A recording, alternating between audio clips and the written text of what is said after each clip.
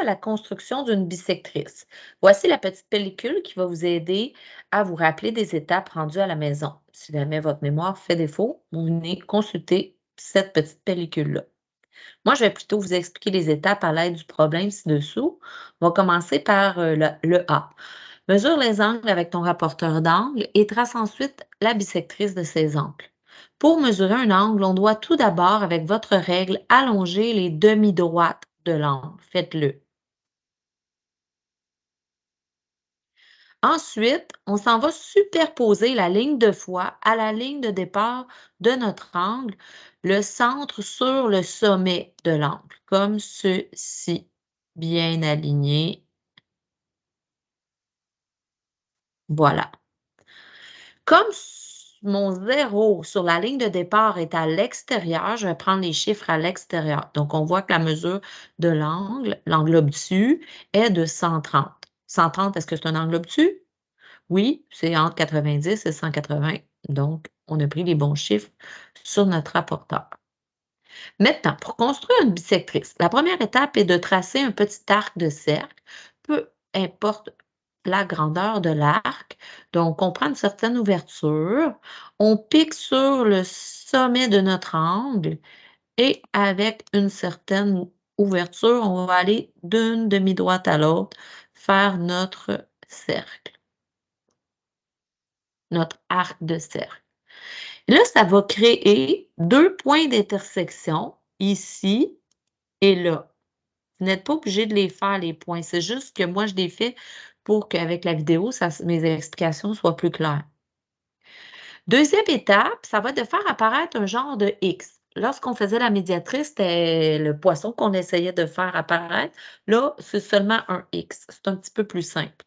Comment on fait? C'est qu'on doit, pour faire le X, on doit piquer avec une certaine ouverture sur nos 2 points rouges, un à la suite de l'autre. Est-ce que je peux garder la même ouverture? Oui, mais je ne vous le suggère pas ici parce que comme notre angle est obtus et le X va arriver ici dans ton cercle, puis ça risque d'être mélangeant. Ça fonctionnerait pareil, mais vu que ton X va arriver ici par-dessus l'arc de cercle, on n'aime pas ça. Donc, quand votre angle est obtus, vous êtes mieux d'ouvrir, qui est une très grande ouverture, vous êtes mieux d'ouvrir un petit peu plus grand votre compas. Ensuite, une fois qu'on a choisi notre ouverture, on va aller faire la première branche du X. Donc, en piquant sur le premier point rouge, j'ai fait ma première branche du X. Là, c'est important quand je vais piquer sur le deuxième point rouge, je dois conserver la même ouverture que j'avais choisie pour la première branche du X. Sinon, ça ne fonctionnera pas. Je fais ma deuxième branche du X. Là, les 2 branches sont pas tout à fait égales, mais ça a pas d'importance, vraiment pas d'importance. Donc, on voit apparaître notre X. Tout ce qu'il nous reste à faire, c'est de relier le centre du X au sommet de l'angle avec ta règle. Moi, j'ai pas besoin de règle sur le TNI parce que ça fait toujours droit, mais vous prenez votre règle. Et là, on n'arrête pas là, là. La bissectrice, c'est une droite ou une demi-droite, donc on doit aller plus loin que le centre du X. Voilà, ma bissectrice. Si je mesurais cet angle-là et cet angle-là, ils seraient égaux. Si je veux tous mes points, par contre, regardez qu'est-ce qu'on doit faire. On doit rajouter un S parce que c'est un axe de symétrie de l'angle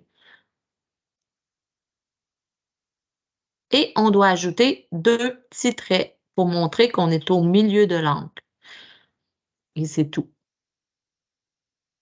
C'est bon? On va aller faire ensuite le deuxième exemple. Donc, nous allons faire l'exemple B. Mesurer un angle rentrant.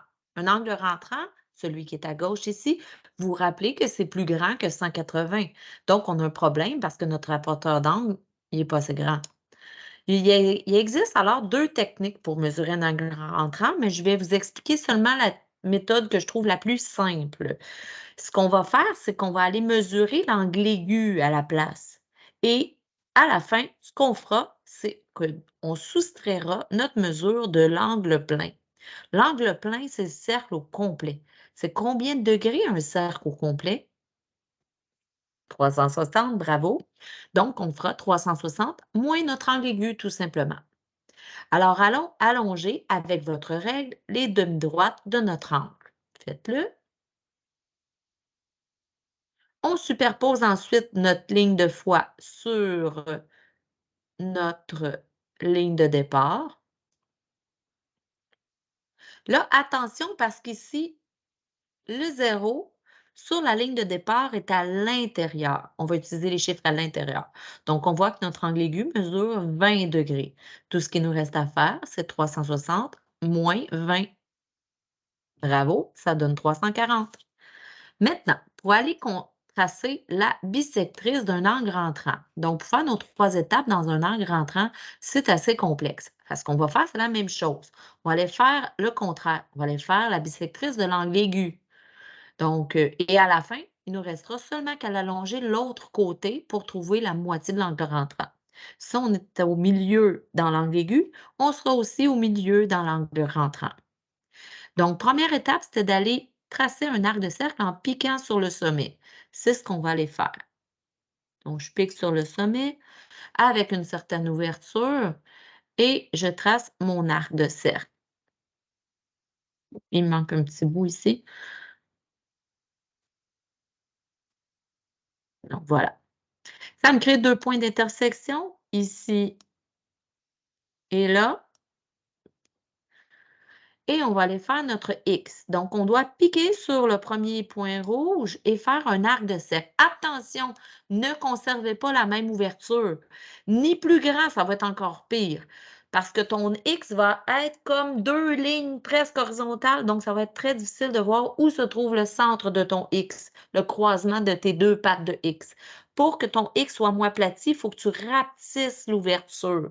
Dans le fond, plus ton angle est aigu, plus tu prends une petite ouverture. Donc, moi, je l'ai rapetissé suffisamment. Je vais aller faire la première patte de mon X. Je garde la même ouverture, je pique sur l'autre point rouge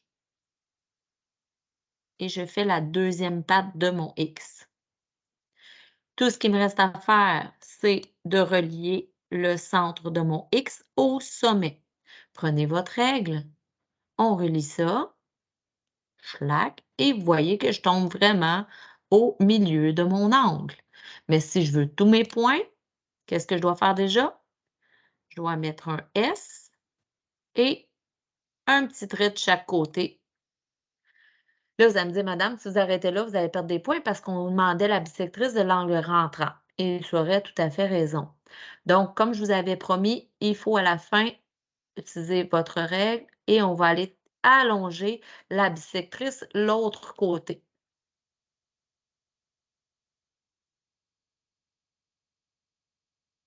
Et pas besoin de refaire un S ou des petits traits, c'est suffisant comme ça.